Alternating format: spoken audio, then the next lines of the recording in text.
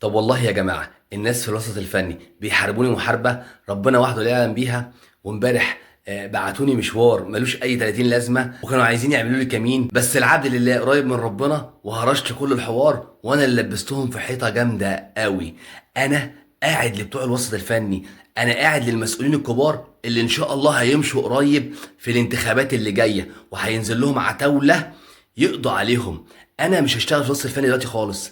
اما الناس دي تغور، انا ان شاء الله هكمل مسيرتي وهرجع اكتب تاني وهرجع امثل تاني. بس انا ايه، واحده واحده، في خطه كبيره لازم امشي عليها، لان ربنا ان شاء الله هيكرمني، لان الناس دي مش كويسه في حقي ولا في حق ناس كتير. الناس دي نفسيا قتلت شباب بالهبل. في شباب مجتهد جدا في مصر وممثلين شاطرين جدا، الناس دي عشان الدايره بتاعتهم والوساطه بتاعتهم والنفوذ بتاعتهم محجماهم. بس انا قررت اتكلم، الصندوق الاسود هيتكلم.